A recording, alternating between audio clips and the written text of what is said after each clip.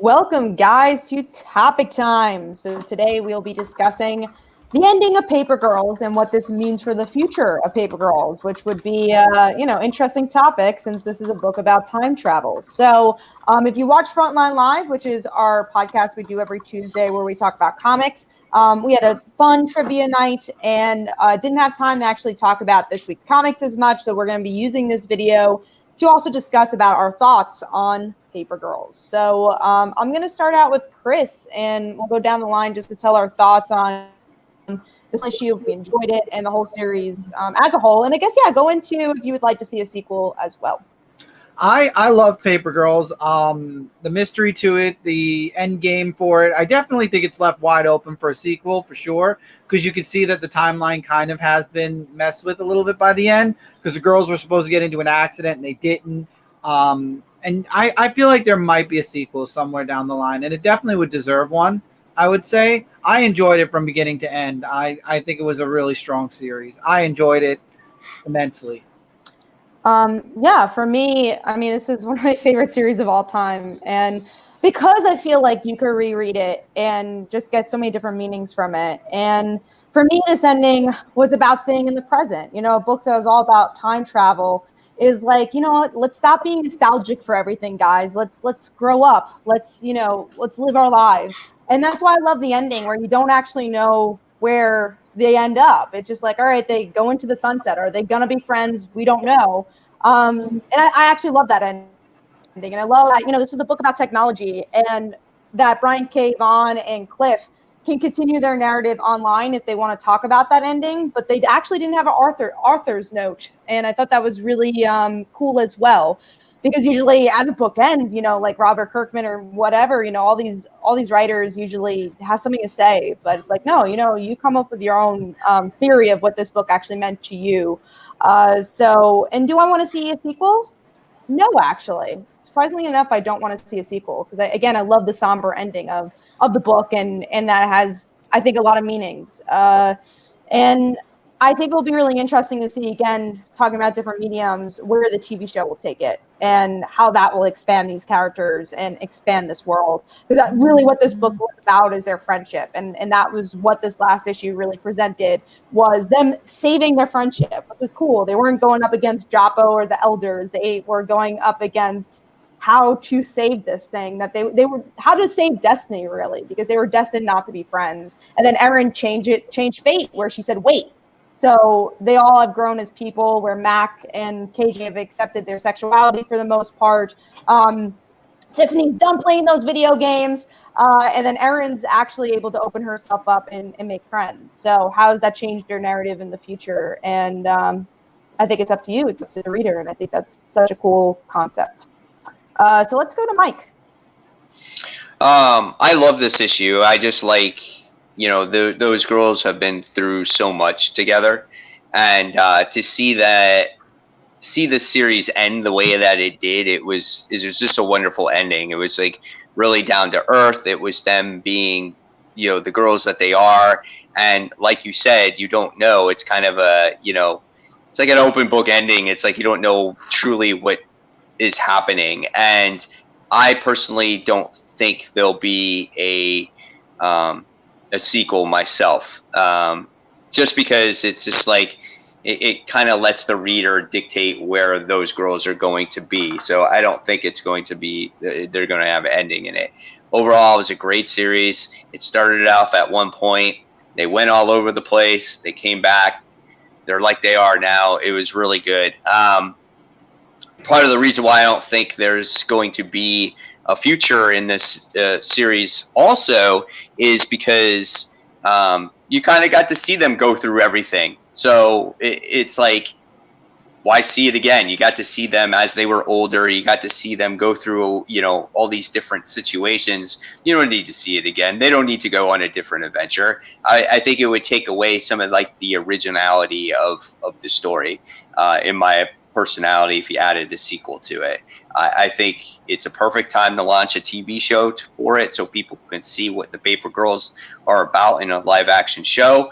And I think it's a great book, very original. And I think Brian K. Vaughan, man, he knows how to write some crazy and weird stories. And now that he's done with Paper Girls, the next question is, will we get to see Saga make its return soon? I think so. I think we're they said after a year. Well, yeah, but it's been over a year now. Yeah. So, and also one thing I find so interesting, and I agree, Mike, is that the reason we don't need more is because that whole time travel story was an analogy of what it means and how it feels to grow up, where you're just like, shit, absolutely, what is going on right now? Like, the monsters represent, puberty pretty much. It's just like, okay, this is how I feel when I'm growing up. So they grew up. That was literally the point. It's just that they went to point A to point B of being a preteen to becoming quote unquote adult, which is a teenager. And that's the story. So I think it's the beginning, middle, and end. Where do you go? I guess, do you become adults? But why do we want to see that? The reason I think Paper Girls was so interesting is because it's a story we've never really seen in a way in this light, where comics, especially, seeing young girls growing up. We don't get those stories as often, especially young, diverse girls growing up, where you get to definitely see people from different forms of life come together. And again, especially in comics. So I don't think we need more of that, because, and also, yeah, we saw them as adults. So, yeah. Let's go to Brant. As a final issue, I liked it. I liked parts of it. Certain elements of it, then coming together and Aaron saying wait, and you get that unsure ending, like you said, Kat, whether you don't know whether their path has changed or it's the same as we read throughout the series and everything. I like that aspect of it. I like going back to the 80s and kind of everybody falling back into their place, but obviously they've grown a little bit from when we first saw them. At the same time, I'm not crazy about the aspect of them getting their memories wiped and not remembering all that stuff, because it's like, okay, all those experiences that they went through, they don't remember them anymore. So that's kind of a sticking point for me. It kind of bothers me a little bit. Overall, as a series, I think it was overall strong and overall a really good story, but at the same time, there were parts in the middle that kind of took me out of it and lost me a little bit. I liked the period piece moments of it. The jumping around in the future elements of it, I didn't like as much. The sci-fi side of it, I didn't grab me as much as the rest of it. But at the same time, I was invested in the characters all the way through it. As far as characters are what got you. Sorry, the characters are what got you through that story, right? Yeah, absolutely. Yeah, the characters. I mean, it's all about the characters, and they're very interesting. And you're representing all different kinds of different personality types and beliefs and all these different things, which I think Brian K. Vaughan did perfectly with that. As far as whether there should be a sequel or not, or whether I think there will be, I don't think there will be, but I wouldn't mind seeing if the path is different, if they went on a different path. But at the same time, I'm of two minds of that as well, because I feel like, and I was just talking to Lisa about this yesterday, I feel like too many times in this culture, it's like, let's leave this thing as dry as we possibly can, as opposed to leave them wanting more, which is like a tenement of entertainment that we don't get.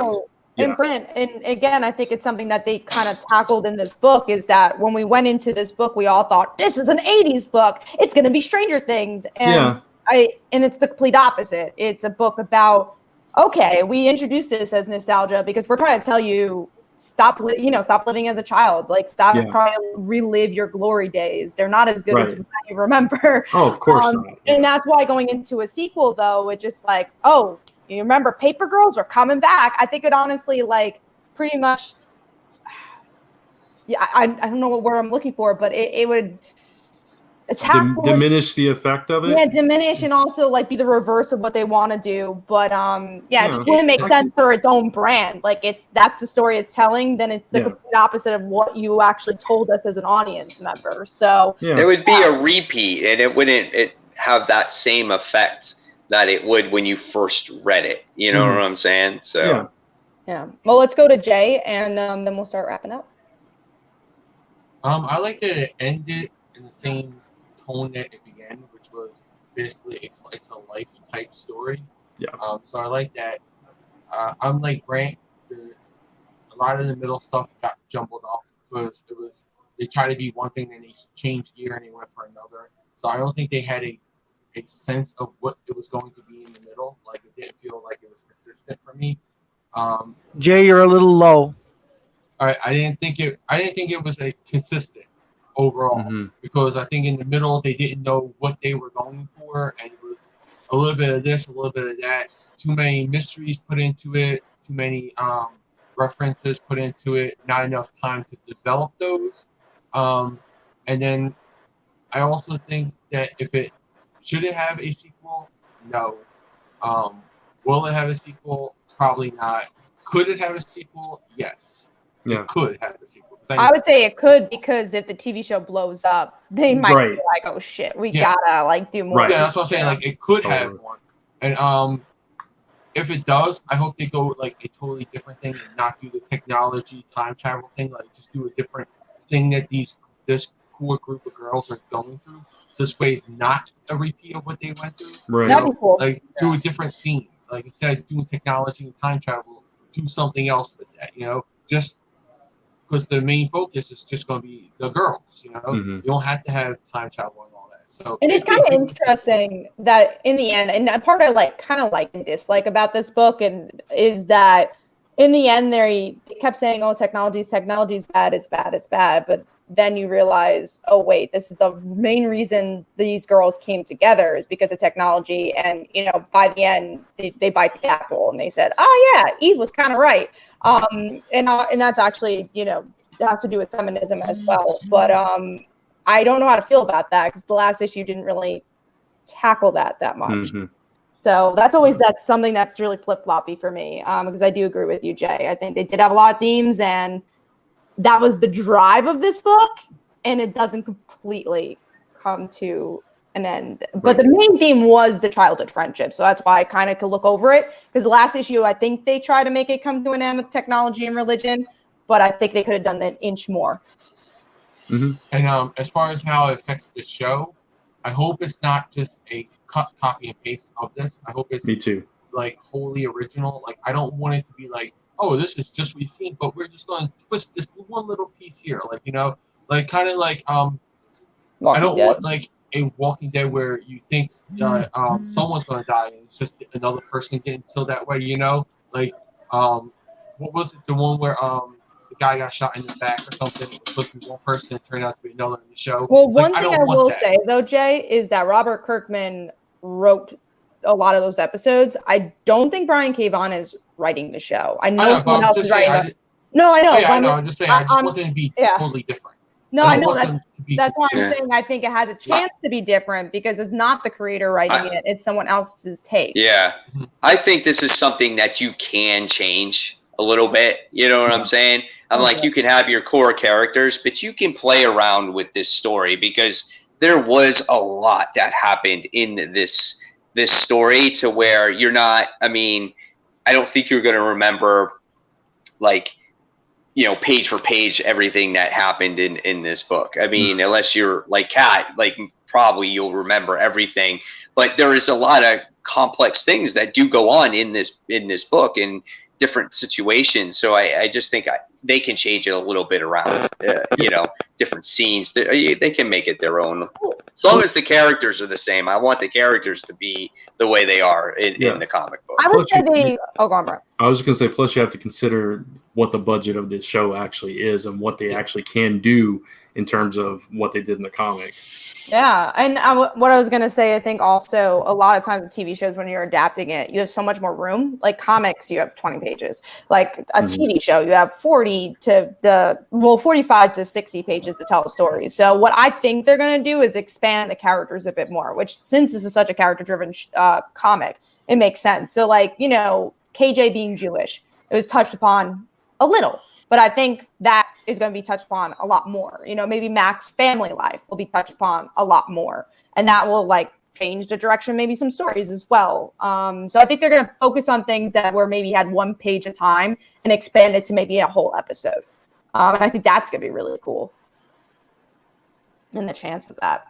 But yeah, any other thoughts, guys? Or do you want to all start wrapping up? Let's start wrapping up. Yeah, it's about out. Yeah, I just hope the TV show doesn't turn out to be a loss, where it it tells you one thing and then it ends with a week. Like I hope at least the TV show is fully and consistent. That's why I want it to be consistent. All right. So thank you guys for watching. Be sure to watch us every Tuesday for Frontline Live. If you enjoyed this type of video, it's at 10 p.m. Eastern Time. We talk about comic book news and we lost Brent. But we talk about comic book news and reviews. So definitely go check that out. And you go check out all our individual social media as well, which is in the description below. So thank you guys for watching, and we will see you next week. Thanks, guys. Take care.